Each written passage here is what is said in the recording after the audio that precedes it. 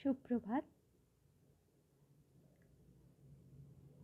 আজকে আমরা পড়ব কবি জসীমউদ্দীনের কবিতা প্রতিদান। প্রতিদান অর্থ কেউ আমাকে কিছু দিয়েছে বা কারোর কাছ থেকে আমি কিছু পেয়েছি, তার বিনিময়ে আমিও তাকে সেটা ফেরত দেব। অর্থাৎ কেউ আমাকে দান করেছে, আমি তার প্রতি প্রতিদান দেব। কবিতাটা আমরা পড়ার আগে কবি জসীমউদ্দীন সম্পর্কে আমরা একটু জেনে নেব।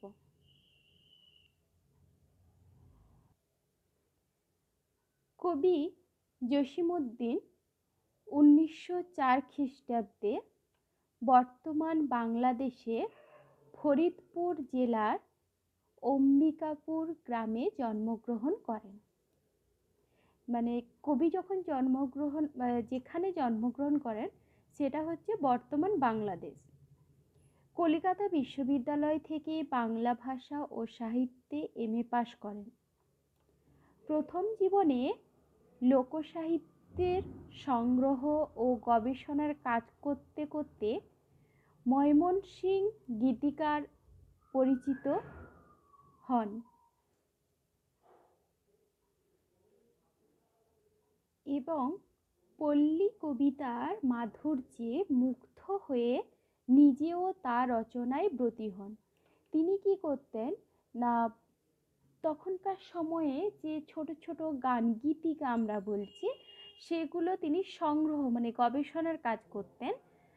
এরপর তিনি কি করলেন, সেই সব সাহিত্য নিয়ে সাহিত্যের সঙ্গে থাকতে থাকতে তিনি পল্লী বাংলার প্রতি বা পল্লী জীবনের প্রতি তিনি খুবই মুগ্ধ হয়ে গেছিলেন এবং সেই পল্লী বাংলা বলি বা পল্লী প্রকৃতি বলি সেটা তিনি কবিতায় বারবার তিনি এনেছিলেন। তিনি পেশায় ছিলেন শিক্ষক। এই পল্লী কবির, তাই জসীমউদ্দীনকে বলা হয় পল্লী কবি। বিভিন্ন কাব্যে ধরা পড়েছে গ্রাম বাংলার পল্লী জীবনের অপরূপ রূপ, প্রাকৃতিক বৈশিষ্ট্য। তার কয়েকটি উল্লেখযোগ্য কাব্যগ্রন্থ হল নকশিকাঁথার মাঠ, সজন বাদিয়ার ঘাট, বালুচর, ধানক্ষেত ইত্যাদি। ঠাকুরবাড়ির আঙিনায় নামে তার স্মৃতিচারণ গ্রন্থটি উল্লেখযোগ্য। এই হলো পল্লীকবি জসীমউদ্দীনের পরিচয় এবং 1976 খ্রিস্টাব্দে তিনি পরলোক গমন করেন। এবার আমরা জানব যে প্রতিদান কবিতাটা তো আমরা পড়ব, কিন্তু তার আগে এই কবিতার যে মূল বিষয়টা, যে কবিতাটার মধ্যে কি আছে, আগে মূল বিষয়টা জেনে নেব, তারপর কবিতাটা আমরা পড়ব এবং তার অর্থ জেনে নেব।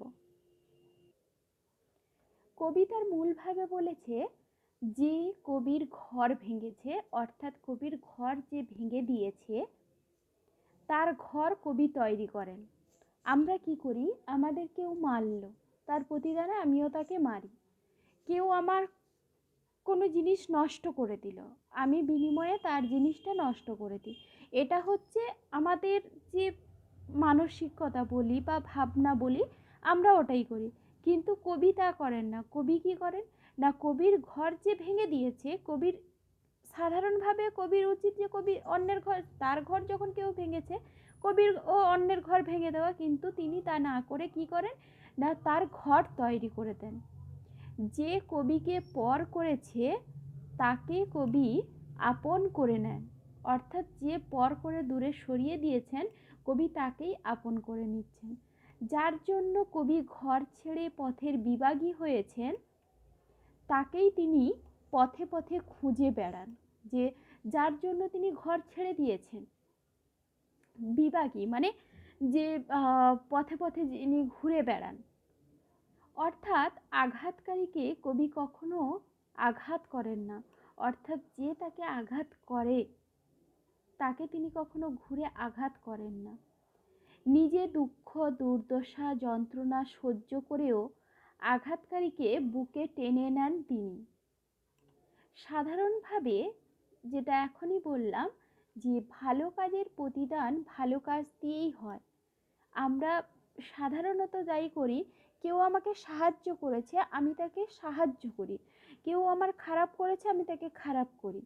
কিন্তু কবি কি করেছেন, মন্দ কাজের জন্য ভালো কাজের মাধ্যমে প্রতিদান দিতে চেয়েছেন। কবি কিন্তু তাই করেছেন যে খারাপ কাজের জন্য, মন্দ কাজ খারাপ কাজের জন্য তিনি প্রতিদানে ভালো কাজ, তাকে কাজ হিসেবে প্রতিদান দিতে চেয়েছেন। এরপর আমরা কবিতাটা পড়ব। আমার এ ঘর ভাঙিয়াছে যেবা, আমি বাঁধি তার ঘর। অর্থাৎ কবির ঘর যে ভেঙে দিয়েছে, আমার এ ঘর অর্থাৎ কবির ঘর যে ভেঙেছে, ভাঙিয়াছে যেবা, যেবা মানে হচ্ছে যে ভেঙেছে, আমি বাঁধি তার ঘর, আমি তার ঘর বাঁধি। আপন করিতে কাঁদিয়া বেড়াই, যে মোরে করেছে পর। অর্থাৎ কবি আপন মানে হচ্ছে নিজের, নিজের করার জন্য কবি কেঁদে বেড়াচ্ছেন, যে তাকে পর করে দিয়েছে। যে মোরে, এই মোরে কথার অর্থ হচ্ছে আমাকে, যে কবিকে পর করে দিয়েছে, কবি তাকে আপন করার জন্য কাঁদছেন। যে মোরে করিল পথের বিভাগী, পথে পথে আমি ফিরি তারি লাগি। যে কবিকে পথের বিভাগী করে দিয়েছে, অর্থাৎ একটা কবিতার অনেক অর্থ থাকে, অনেক মানে থাকে। আমরা যদি সাধারণভাবে বলতে যাই যে যে মোরে করিল পথের বিভাগী, যে আমাকে বা আমি যার জন্য পথে বেরিয়ে গেছি, বিভাগী হয়ে গেছি, পথে পথে আমি ফিরি তারি লাগি, আমি পথে পথে তার জন্যই ফিরছি। এই অর্থে আবার এক অর্থেও বলি যে আমরা যে অবস্থায় থাকি বা আমাদের যেমন অবস্থায় পৌঁছই না কেন, যেমন অবস্থা হোক না কেন, আমরা সবসময় বলি ঈশ্বর বা আল্লাহই আমাদের করেছেন, যে হয়তো ভগবান তাই চান। এই অর্থে যদি ধরি যে আমি বাড়ি থেকে আমার সন্ন্যাস ভালো লাগে কিংবা আমি বাউল সাজতে চাই, আমি বাড়ি ছেড়ে চলে যাচ্ছি, অর্থাৎ যে মোড়ে পথের, অর্থাৎ এই যে বাউল বা সহজিয়ারা যারা পথে পথে বেরিয়ে গান গায়, যে বনে জঙ্গলে গান গেয়ে বেড়ায়, তারা তারা কিসের জন্য ঘর ছাড়ে? তারা সেই ভগবান বা সেই ঈশ্বরকে পাওয়ার জন্য। তাই বলছে পথে পথে আমি ফিরি তারি লাগি, যে আমাকে পথের বিভাগী করে দিয়েছে, আমি তার জন্যই পথে পথে ফিরছি। তারই লাগি, লাগি মানে হচ্ছে তারই লাগি মানে হচ্ছে তার জন্য। দীঘল রজনী তার তরে জাগি, ঘুম যে হরেছে মোর। দীঘল মানে হচ্ছে দীর্ঘ, দীর্ঘ রজনী মানে হচ্ছে রাত্রি, রজনী কথার অর্থ হচ্ছে রাত্রি। দীর্ঘ রজনী তার জন্য জেগে আছি, যে আমার ঘুম হরণ করেছে, যে আমার থেকে হরণ করা মানে ঘুম কেড়ে নিয়েছে, যে আমার রাতের ঘুম কেড়ে নিয়েছে, আমি তার জন্যই সারা রাত্রি, এই দীর্ঘ রাত্রি আমি জেগে আছি। আমার এ ঘর ভাঙিয়াছে যেবা, আমি বাঁধি তার ঘর। আমার এ ঘর যে ভেঙে দিয়েছে, আমি তার ঘরই বেঁধেছি বা আমি তার ঘরই বাঁধি। আমার এ কুল ভাঙিয়াছে যেবা, আমি তার কুল বাঁধি। যে আমার কুল, এ কুল ও কুল দুকুল, আমার কুল মানে আমার যা কিছু আছে, আমার যে কুল ভেঙে দিয়েছে, আমি কি করছি, আমি তারই কুল বাঁধছি, আমি তার ভালোটা চাইছি, আমি তার ভালো খুঁজছি, আমি তাকেই আপন করে নিচ্ছি। এই কবিতার অর্থ হচ্ছে এটাই। যে গেছে বুকে আঘাত করিয়া, তার লাগি আমি কাঁদি। যে আমাকে বুকে আঘাত করে গেছে আমি তার জন্য কেঁদেছি। যে গেছে আমাদের কেউ কষ্ট দিয়েছে।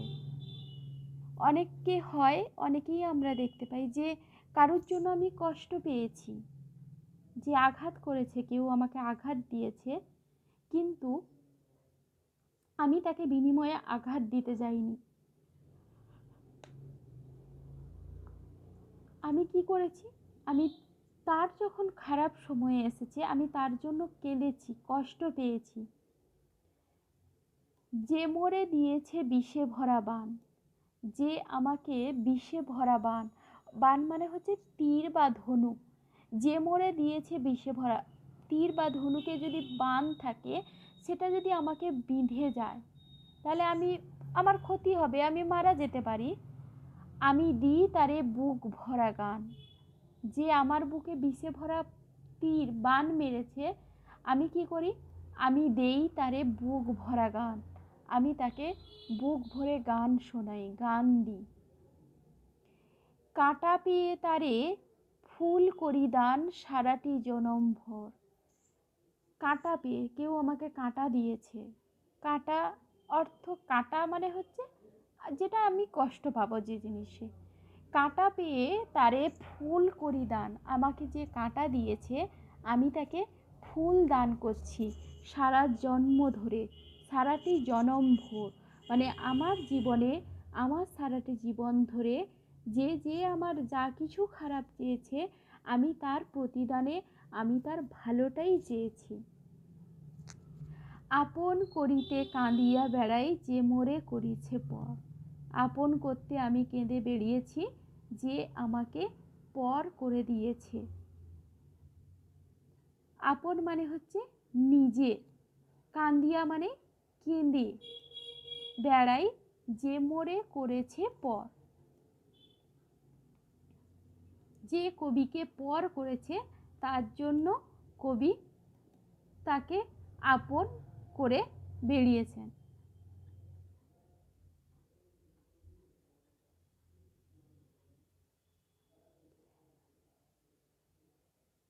মোর বুকে যে বা কবর বেঁধেছে আমি তারই বুক ভরি,